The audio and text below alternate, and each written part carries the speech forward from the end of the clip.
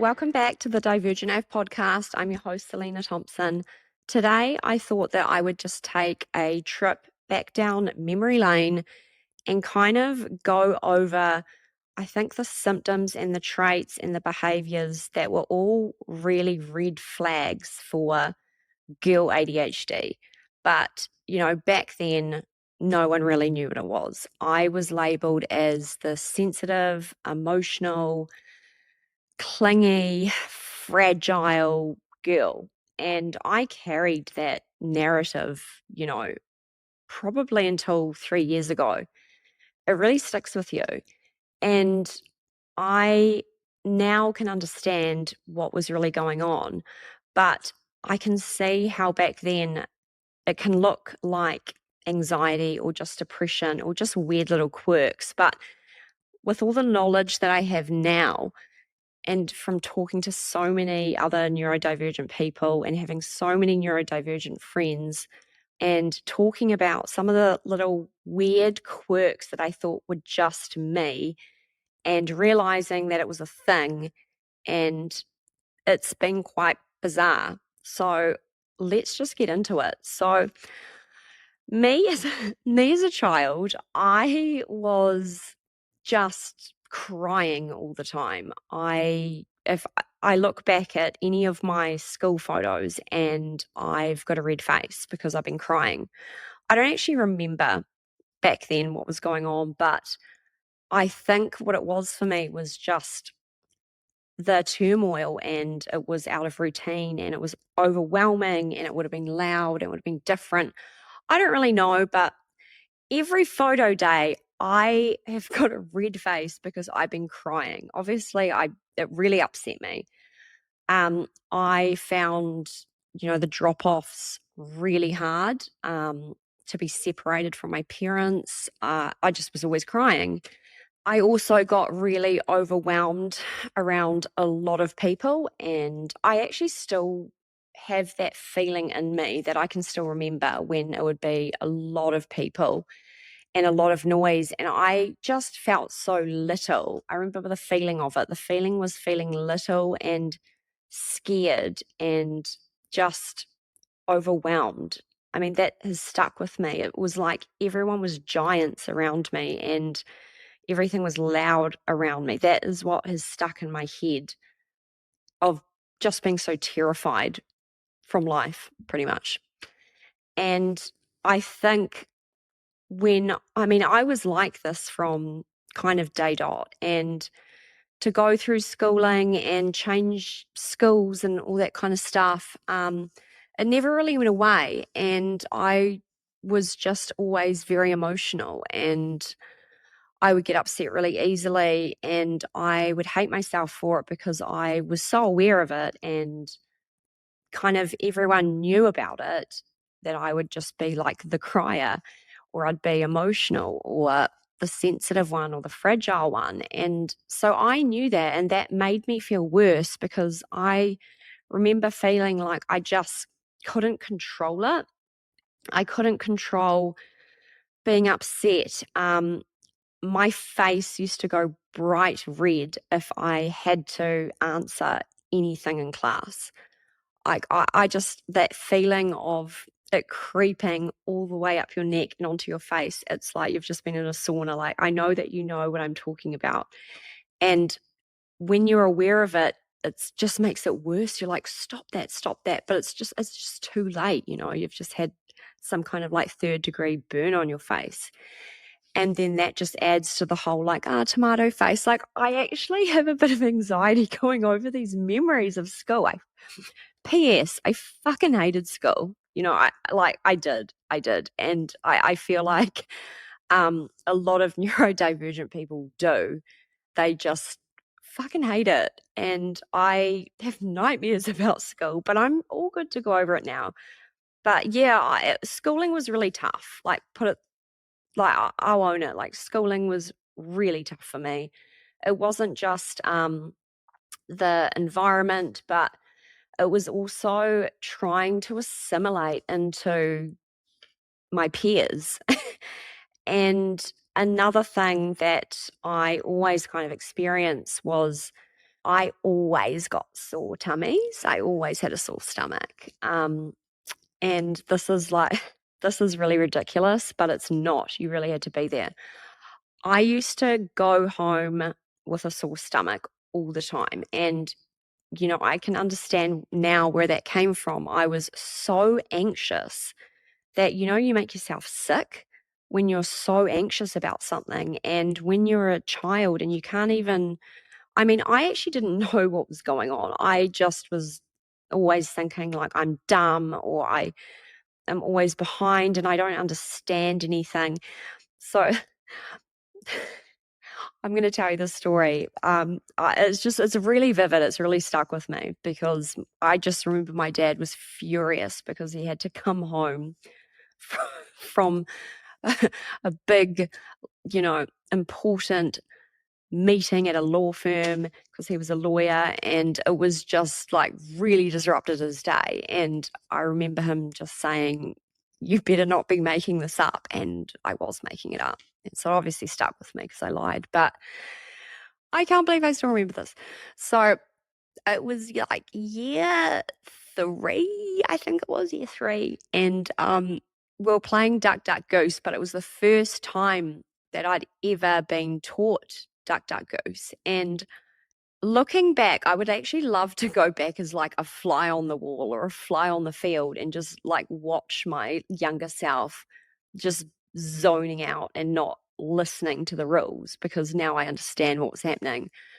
Because I never picked things up and I always felt like I was so far behind everyone. But anyway, Duck Duck Goose is quite simple, right?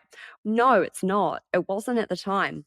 And I remember I didn't get it because I know now I would have just been like, ooh, La La Land, like off on La La Land. And then suddenly like snaps back to playing the game. And I'm like, oh shit, like what? Oh, I'm just dumb. I'm just dumb. I'm just this dumb 7-year-old. And I still remember, like, I'm actually getting a bit queasy in my stomach, but I was so scared and so mortified that I didn't know how to play Duck, Duck, Goose. And, if you've been a masking, undiagnosed ADHD person, like, you know that you don't want to ask anyone because that would just reveal your dumbness, right? So I can't do that. And I can't ask the teacher. I just wanted to be Casper the ghost. I just wanted to float around and, like no one call me out and no one ask, like no one kind of get me to stand up in class or answer a question. I wanted to identify as transparent, pronouns, who and where, pretty much. That's like all I wanted to be. Anyway, I went to the sick bay and I said I had a sore tummy, and I just really put on a good performance. Not as good as Belle Gibson, but it was, yeah, I did that quite frequently. And obviously my dad, I think, had clued on to the fact that I may have been lying. But I couldn't tell him. I couldn't tell anyone that I didn't know how to play Duck Duck Goose. I've lived with the secret until now. Like it's been buried in me, and it's so ridiculous, but it's really not, because I think what it is also that I feel like I miss the real like simple shit. So if something is really hard or complicated, I will understand it. But if it's really simple, like reading the instruction sheet from a Kmart thing, I just will really F it up. I will get it so wrong. And it's like, how can you get something so simple so wrong? It's like that kind of overshadows the brilliance of some random topic I've decided to educate myself to the highest degree on because I felt like it. But the simple tasks just really overshadow that. And I know that you understand that, but honestly, fuck goose. It was just, it's really sat with me until now. And I've had so many of those moments throughout schooling where I was just too embarrassed to ask for clarification because it was like everyone else understood the assignment, but I didn't. And so, like, my whole life has just been treading water from, that moment probably. But I even have another example. This was year two. And I know it was Lucy. I remember I was sitting next to Lucy and we were playing number bingo. And it was, this is an example of why I'm so literal, but we'd play number bingo and, they'd call the number out and you used to cross it off. And this is so vivid. Obviously, it's traumatized me too. But, I'd written 100, but the teacher called out 100. And I'm like, in my head, I'm like, well, I've got 100. But she said 100. That was so confusing to me. And I didn't know where 100 sat on the scale, but everyone else did because my brain was so literal. And I think it was so hyper focused on not making a mistake. So I kind of just took everything literally, but that actually just made it harder and I effed it up. And I just remember watching Lucy Marcus cross out 100 and it was 100. So then I crossed out 100. But thanks, Lucy. That got me through. That really did. Stuff like that. And it's so ridiculous, but as like a young girl, and just feeling like I was the only freak in the room. And that's basically how I lived my life until maybe 3 years ago when I got diagnosed. It was the secret life of Selena because I can't ask questions that everyone seems to get the answer to except me. And so I really just have carried that secretly my whole life, where it was just everyone got it except me, and I'm way too embarrassed to ask. I would rather fail than ask because it's just like, how do you not know that 100 is 100? Well, why do they do that though? I'm just saying. Anyway, so that was just some of my ridiculous schooling stuff, but I really struggled in school. And I remember, school holidays and it would get to the last week, and that was when I couldn't really sleep. I would be in my bunk bed just like crying and being so anxious because I was like, oh no, there's 5 days until school, there's 4 days. It was just dreadful. It was dreadful. And I just felt like I couldn't handle it. I just felt like I was the odd one out. And because I felt so weird, I just wanted to be invisible. My memories of being in school and being in classrooms was just being so occupied with trying not to stand out, but then also not trying to look like I was hiding, because if you're hiding, you will get picked on. You don't go to the back. That's just obvious, You kind of, there's just a certain algorithm, and don't go to the same spot every time because it looks like you're just trying to be safe and you're trying to hide. Like, this is what would go on in my head, right? And even down to the point of, oh gosh, when you'd have to read out a page. And what I would do is I would count how many people in front of me and then like do the pages and then read it in my head, because back then I was a really good reader, but when it came to kind of talking, it was just, I knew that I'd flubber it, and even now, like, my life is full of blah, blah, blah, or, your mouth runs faster than your mind. It's kind of like when you are going on one of those mountain bikes that, you change gears, and, when you change gears too quickly and it just like F's up and you're like, blah, blah, blah. That is what the mind is like sometimes. And I get it. And sometimes that will happen to me and I don't really care. I will get things round the wrong way. The other day I said to someone, oh, I've termed a new coin, like coined a new term, that, whatever. But back then that was mortifying, so I had to figure out what page I had to read. That would be okay, but what would really throw you is if it was done randomly. You're screwed. You really are. Randomly, you've got to make sure you have pre-read every page in case you get picked. Like, this is the shit that went on in my brain throughout all of school, you know. And now I can see it for what it was. But at the time, God, you know, it was tough. I just thought I was dumb, and I thought that I just could not understand the assignment ever. So, hence why I fucking hated school, and I would have tummy aches all the time, you know, whether it was nearing going back to school or whether it was just going to school every day and not being able to sleep the night before. I mean, it was just brutal. And then you add into it, I have always had problems with female friendships. And now I'm really fully aware of like our trajectory and how that is really common for us females, that we just don't survive the she-wolf packs. But we're always kind of trying to integrate. I mean, we just wanted to be like a real girl, like Pinocchio, you know?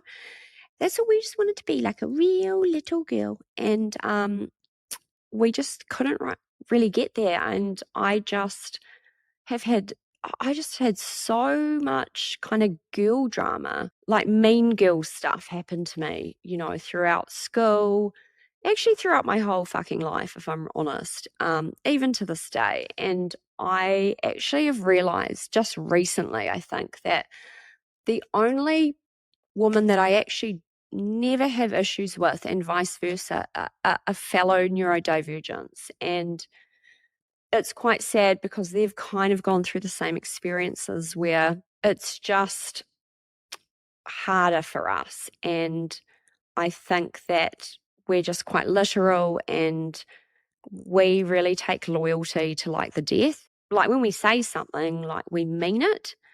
And like, I hate this whole like, oh yeah, let's catch up. It's like, you're never going to want to catch up with me. Don't say it, you know? We actually don't get confused in social situations and picking up social cues. We just can't deal with fake social cues. We cannot deal with the disingenuous and the fakeness, really. That's our problem. We pick up on social cues, but it's like we've gone to a masked ball and everyone's wearing a mask and we've turned up with our real faces. It's like that kind of vibe. And, you know, at the time, I always felt like, oh my gosh, why am I always the one getting hurt or just excluded, or, you know, shit things would happen. I'd always be the one to bend over backwards and just do everything, and just feeling like, yeah, just like used and left. And like girls are brutal. Like girls are fucking brutal, especially when I went to an all girls school. That was a bloody nightmare. But yeah, that was a big part of, I would say, like definitely a flag, in terms of I just didn't really assimilate to the norm. And I'm so glad I know what was going on, what goes on now. And I know that for the females listening, like, I know that you get it right. We just are kind of like these lone wolves, and we're not good at doing the groups. And we often get singled out because we're just a bit different. Like, I think we say what we mean. We don't mean to be offensive. If we were, you would fucking know we were being offensive. We would be very overtly offensive. But we kind of just operate with different like rules. It's like we're playing different games, you know, like it just doesn't cross over. And then I think a lot of us get to the point where we just get really jaded and we're like, fuck the she-wolf packs, you know, we're just going to like lone wolf it, you know. And my close friends now, no one knows each other, and no one lives near each other. And it's just really one-on-one, because I think we are such deep emotional people that we like doing the one-on-ones. You know, we don't just do like the shallow, how's the weather? Oh my gosh, I've just been so busy at work. How's your life been? Oh, I'm just tired. Like, we're just like, oh my God, do not do this to me. It's just we don't even say hello. It's like, oh my gosh, like, what is your trauma? What is the most traumatic thing that's happened to you? How are you dealing with this? And we just jump into it, and we just don't want to F around with the weather and stuff like that, and how busy you are and tired you are, because that's just, we've heard that a million times, and it's exhausting for us. I know for me it's exhausting. If I come back from something where I've had to really, be really beige and really just trying to assimilate, I'm exhausted. From trying not to crack up laughing and be like, are you joking? I don't want to talk about this. So yeah, I just think that for us, it is a lot of one-on-one meetings. But then at the same time, I know that we all actually really crave connection and we all really want to be accepted. But I guess you add in the fact that we like to go deep, but then also we're really bad at kind of following through with plans because, we might not be feeling it, or we've actually forgotten that we had something else on that day, or we just forgot to write back. And so it's actually really hard to like bring a group of us together. Like it would be impossible. So I think that actually plays a massive part in it. But yeah, that was kind of what was going on during my schooling years. And another thing was I have been terrible at maths. Terrible at maths. I mean, yeah, obviously there was the 100 and 100. I mean, that should have been the flag from there on. But when I got diagnosed, I went down the rabbit hole, as we all do, and I was looking at kind of comorbidity disorders or things like that. And, because this is all like, you want to learn about yourself because you didn't know who you've been for the last 35 years or something. And I had always considered myself to be, I used to call it maths dyslexia. And it's a thing where someone could tell me a number and I could write or type, and it's like magically a different number comes out. And even if it's repeated back to me, something goes wrong. The output is wrong. And I will say that I've had to block out a lot of memories from when I was doing conveyancing and doing settlements with millions of dollars, and bank accounts that I had checked over 10 times were wrong. I don't know. I don't like to think about those days, but maths dyslexia, and learning there was a name for it, and it's called dyscalculia. And that's a really common comorbidity with ADHD and autism. And that was a flag. And I know that is a flag with, other children that I know. And that's just one of them. It's like, I was always really amazing at reading and writing, and I was really creative. But maths, oh gosh. And now I know why. So that's really good to know. We're not all meant to be good at everything, are we? But yeah, the maths thing has just plagued my life. It's actually very stressful. Bank accounts, I know you get it.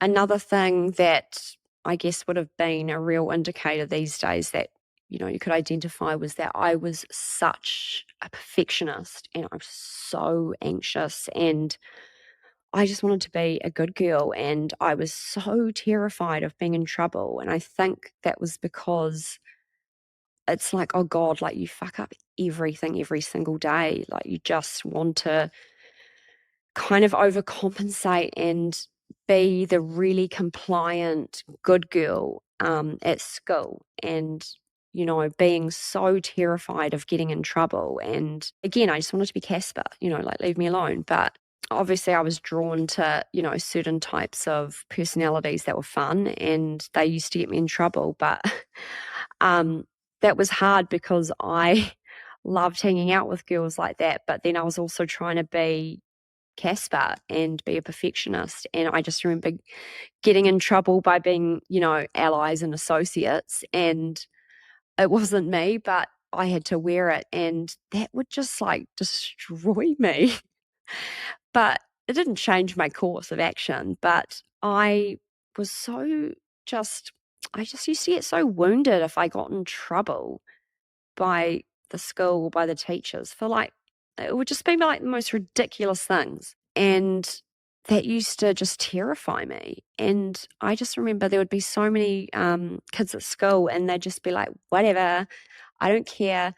I was so scared. I just wanted to be a compliant good girl. And I think it was because I just was trying to control an area of my life where I couldn't control other areas. So if I could be compliant and I could sit at my desk and not make noise and, like listen to the teacher to like, I don't know, stand up when you're meant to or something like that. Like I could do that stuff and I would try my hardest and I just didn't want to make waves. And that was just my horrific schooling experience, it really was. And also coming into it, which I've learned is another thing, was I have always hated labels in my clothes, like labels, seams in my socks, and just wool.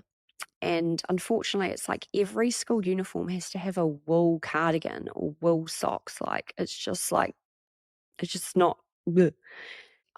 I just have the memories of when I would be sitting at the desk and I'd be trying to like tuck. I'm doing this little movement, but I'd be trying to like tuck my toenails so like the seam would like go over my toes. Like, ugh. When it's the seam is stuck between the toenail and your toe, it is like the worst, most disgusting feeling in the world. It is just, ugh. It's like if you were to wear a G-string made of cheese cutting wire, it's that kind of feeling. And stockings. I mean, I had to go to, I don't know if do kids wear stockings? What do they call them? Hosiery? I'm not going to attempt that. Hosiery. Nah, I'm not going there. Stockings. Stockings were the worst. And I actually just remember my dad used to have a hammer and he used to beat the seams out of my socks and stockings and it didn't make any difference, but that's how bad it got to me. And I know now I still don't like seams. I will never wear stockings in my whole life, ever. Who would? I would not go into any career that I had to wear stockings. That's just like, no. But I still feel that way. And it's funny because my kids are like that too. And with the labels, and it's just so hit and miss with those labels. And I do want to say, Cotton On, I love you, but Cotton On, the label situation is a situation. It really is. There's like 5 of them. It's like, I used to be a plastic bag. It's like, well, I think that you're about 10 plastic bags with the amount of labels that you have on one item of clothing that I've now overcut and now there are holes in them. And no, I'm not going to go and buy a seam melty patch thing that I would use an iron to patch it up. It's like, no, my kids will just have holy clothes because I overshot the scissors, because there's so many labels on the Cotton On clothing. I love you, but I hate you sometimes, and I was like that throughout my whole life too. The labels are just such an issue, but I know now that that's actually all part of the sensory stuff, the labels and seams and texture of clothing and also socks in general. My kids just want to wear Crocs all the time, which I fully endorse because you've got to be comfortable. And it's horrible in the winter when you've got to put on the socks and the shoes. They just want to wear sandals. I know that a lot of kids who are kind of, maybe leaning towards neurodivergent are the same. It's just fuck the socks, but it's hard when you've got to kind of comply with that stuff. Another thing that I now know is all part of neurodivergence is that I was obsessed with eating kind of the same meal for months on end. So I would just get hyper fixated or obsessed with, eating a certain meal for dinner, and I would have to have it every night. And then one day it just didn't hit, it just hit diff, and that was over. Our love affair was over, and I'd had to move on to another kind of food or meal. But it was never varied. It was like, I'm obsessed with this, and we're going to go for this long. This is our relationship. That's over. You're disgusting. I cannot go there again until a few years, and then I've got to move on. But what I find is really interesting, and this is just my observation, I basically was fueled on up and goes. I mean, to the point that I'm so surprised my family does not have shares in sanitarium because of the amount of up and goes that I lived on. And my kids are the same. It's just an up and go fridge. And yes, I know that they get pricey, and it's like, oh, you should make a smoothie. It's like, no, no, no, no, no. That's just too much admin, and it's just all part of the ADHD tax. I mean, wouldn't it be brilliant if we could get a subsidy on up and goes? Just a thought, because I know so many other families that are the same. And it's just, I don't know what it is about them, but they just hit. They really do. And that is something that is still carried on. I've never gotten sick of up and goes ever, and neither have my kids. They're just awesome, right? um, and it's funny because I know so many other families or children that are either diagnosed or will be diagnosed, and they live on up and goes too. Let's just float the idea of getting a subsidy on up and goes, because I think that neurodivergent people would probably be their biggest customers if you think about it. Another thing that I learned about that I thought was just a me thing is I always had the wrong pen grip at school. And I was always told off for it. You've got to use 3 fingers, but, I always have 4. That's just, they're very crowded, but that's how it works, right? And I only noticed this was a thing with another friend who had ADHD, and she's pretty much just like this, right?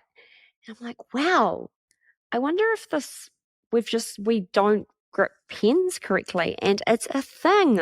I researched it. It's a thing because we have problems with fine motor skills, right?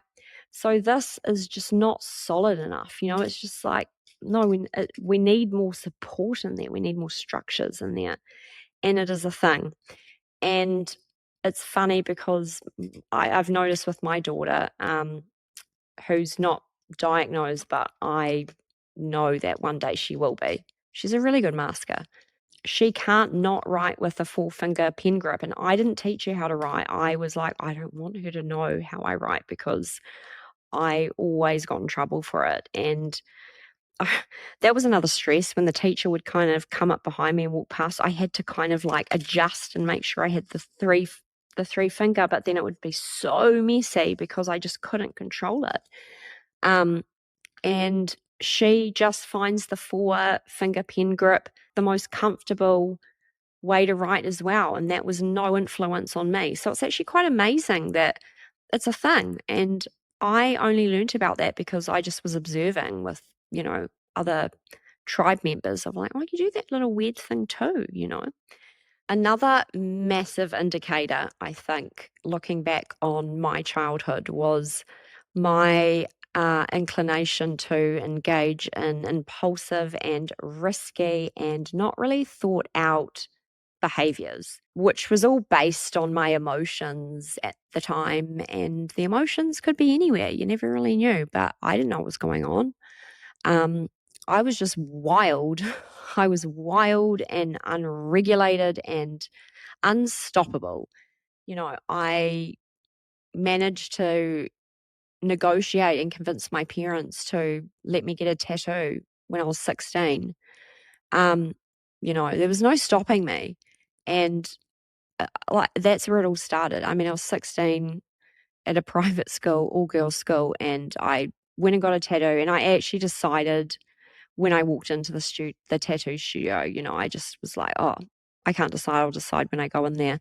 And actually, I've gotten tattoos since then, and they've actually all gone the same way. It's like, I don't know, like, let's just see how we're feeling, right? Just see how we're feeling on the day. When I look back at it, it's like, yeah, that's so ADHD. Like, that's wild.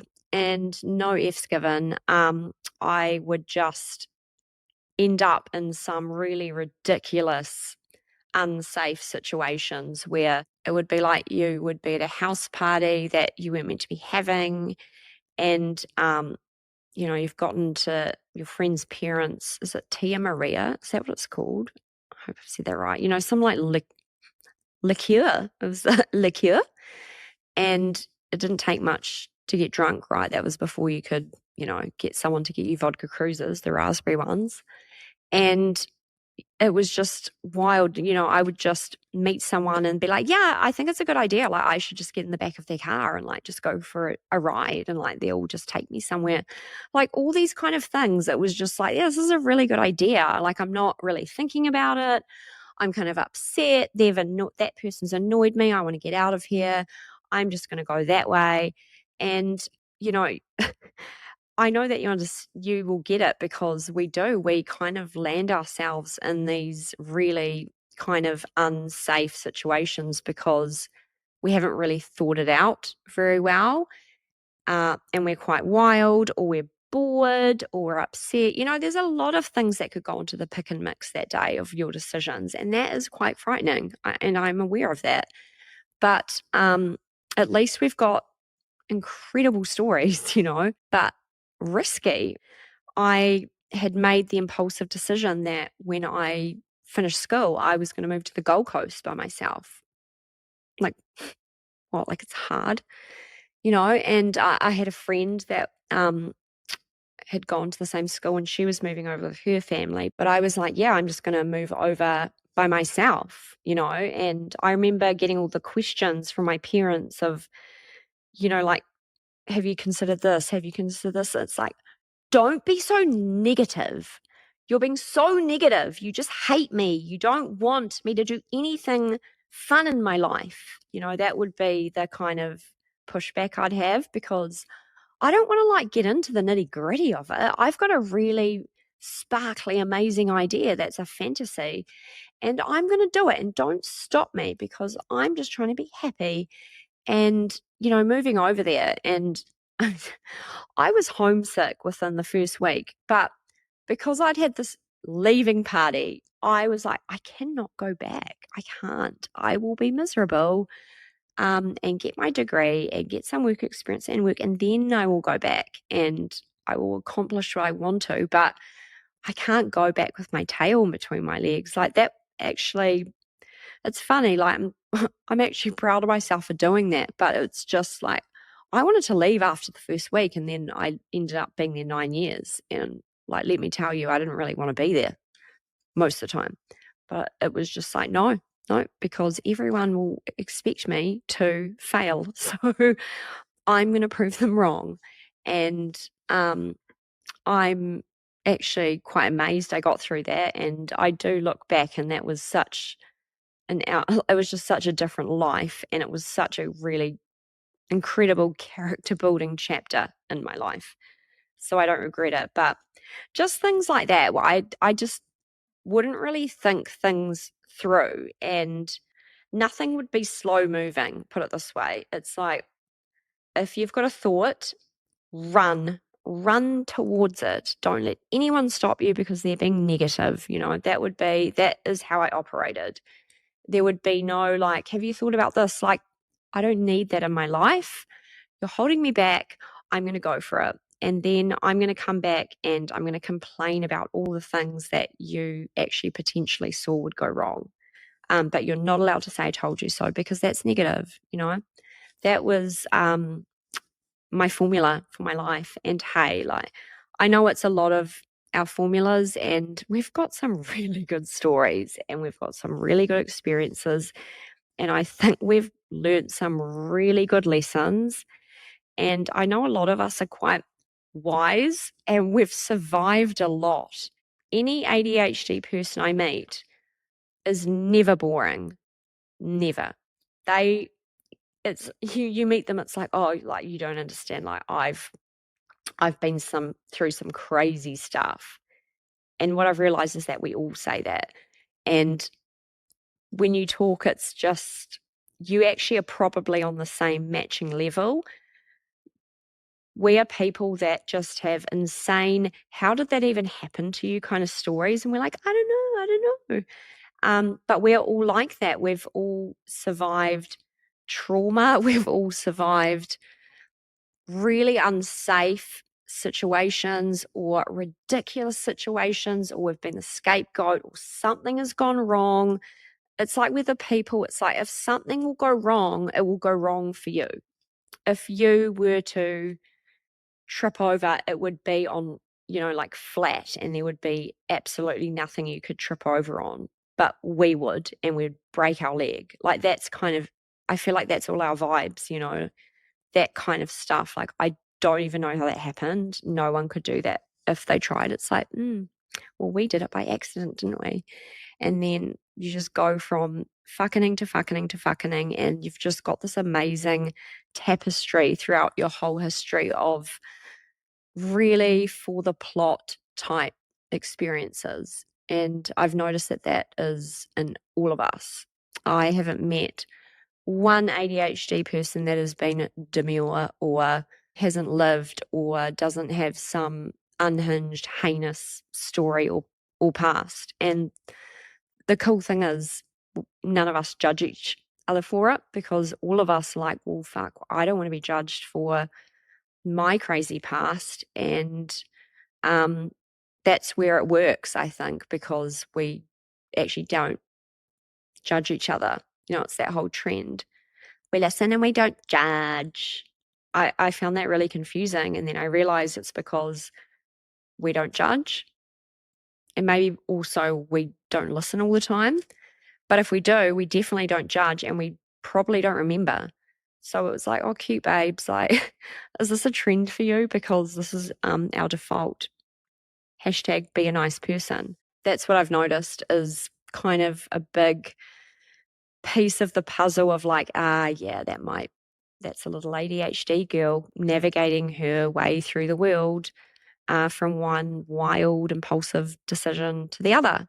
And now I can see, what it is. And, I really think that I'm always going to be kind of like a wild one, or like a baddie and a saddie. And it's all about, I guess, time and place. But I know that we don't grow out of this. We don't. We are always going to have the side in us. And I think that's amazing.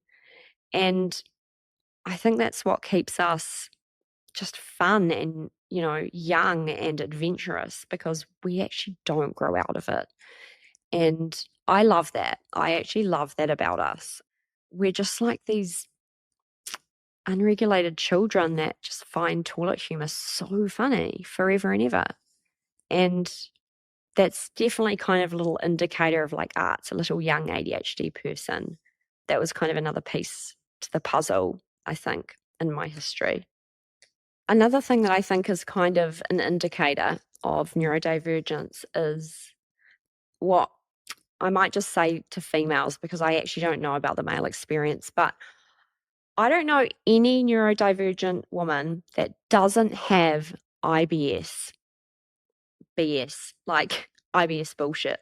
All of us seem to have some kind of IBS. And I think it's because anxiety, which is a symptom or can be a symptom or a co-occurring disorder with ADHD, anxiety is like in your stomach and in your gut, it's that gut feeling. And because that's your second brain. And of course, that's going to impact the gastro kind of area. And we're all just having gastro issues, from day dot. I feel like I'd love to hear if I'm wrong on that, but I don't know any ADHD woman that does not have some kind of IBS or gut issue, put it that way.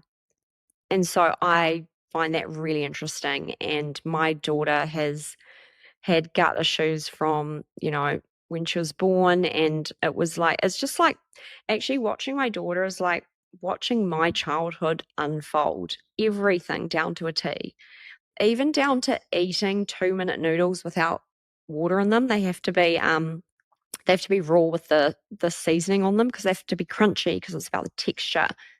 And she doesn't like sloppy foods. It has to be crunchy. And I was like that too. And texture of foods is a thing. It's a thing as well. Just all these little quirks that I did not pass down in terms of modeling. She just has them. And I'm like, wow, okay, this definitely is a thing. And it's amazing when you can go and hang out with or go on a play date with, other children that are kind of the same way, and all they want to do is eat raw 2-minute noodles, and up and goes. So yeah, I just think that that's an indicator for me. Another indicator for me looking back was throughout all my life, whether it was school, university, the workplace, being a mum, just daily life is so exhausting. And it was kind of this feeling that no one else was as exhausted as me. When you get to that point where you just go nonverbal, when there's just been too much peopling or there's just been too much of a muchness, and I just can't even talk. And I just struggled so much, at the end of the day, especially, in the workplace. I always felt like I needed a nap in the afternoon. I mean, I remember scheduling my university classes around naps and thinking to myself, like, what the hell are you going to do when you go into the workplace? Because you can't nap every day. But I would go to lectures, go home and have a nap, and then go to another one. It was just exhausting. And, at the time, throughout all my life, it's just, you're just being a baby and you're just being a pussy. Why?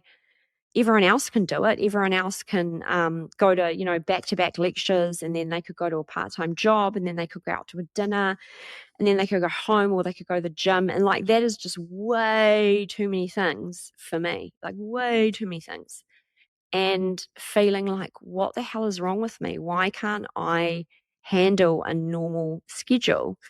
And now I know what it is. But at the time, I just thought, there's something wrong with me, because this is the stuff that back then you couldn't talk about. You couldn't be like, oh my gosh, I have to nap in the day because I've gone to a lecture. Or another funny thing that was quite interesting is that I have never been someone to survive on coffee.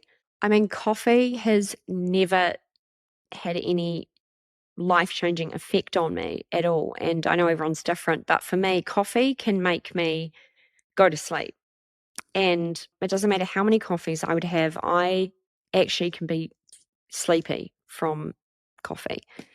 And even now, I don't have coffee every day. I will if it's just, I'm catching up for a coffee, or just because I want to like make myself look like I'm busy making a coffee or something. But it's not even a part of my morning routine. And that was kind of another indicator of, I just always would get coffees throughout university and work because everyone was like, oh my gosh, I don't talk to me without coffee first. Whereas I'm like, bitch, like, don't talk to me before I've had my Ritalin, like, that's how I am. So that was interesting. Caffeine and coffee just had no impact or no effect on me. And that was another thing I had, because everyone else seemed to like need the coffee, and I'm like, they're just like not doing anything for me, and I can go to sleep. And that was a kind of another indicator, I think, looking back now, of like, your brain's a bit different. It's a little bit different from most people. I mean, the list could really go on, but I think I will just end this with another little random thing that I have noticed is a thing with neurodivergence, and that is sleeping positions. So if you think about how you sleep every night and what is your most comfortable position, and I will tell you mine and just see if it's the same, because most people sleep the same way. And that is on my side with a pillow in between my legs. Also another pillow that I kind of like hug between my arms, and then my like hands have to like, that is like this, it's like curled up. It's almost like, if I could liken it to anything, it would be like being back in the womb, on your side, like your legs are kind of, they're not straight. But with the pillows, I don't know what it is. I cannot do it without a pillow. It's just horrible. And the hands being curled, I mean, I joke, but I do sometimes wonder, it's like we've gotten off at the wrong stop and we just want to be back in the womb. Oh, because that's another thing, is white noise. I have to have white noise or something going on in the background, because otherwise I could hear a pin drop from 5 kilometers away.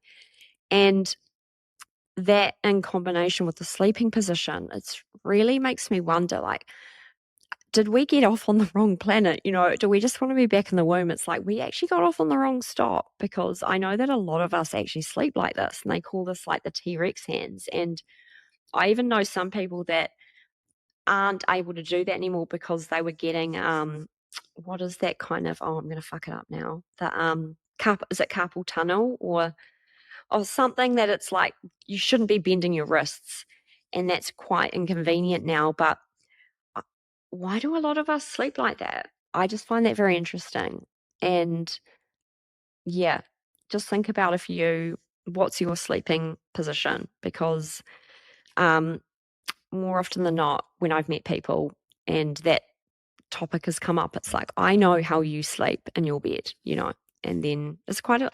It's a nice little party trick you can pull out if you want to. So yeah, I'll end it there because there are so many, but I think I just wanted to cover some of the ones that are just a little bit bizarre, or you thought that it was only you, like the food textures or the clothing textures and the sleeping and the up and goes. And I'd be really interested to hear if that has hit home for a lot of you guys, because I don't know every neurodivergent person in New Zealand, but we have a lot of similarities with those little weird niche things that we thought was just us.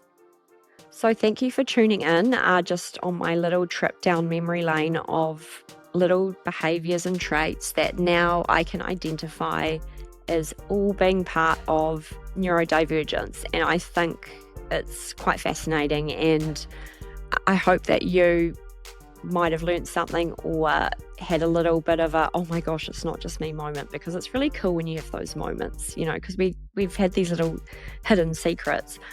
Maybe you didn't know how to play duck, duck, goose either. Actually, I don't know if there's many people that will be on that level. But anyway, thank you for tuning in, and I will see you next time.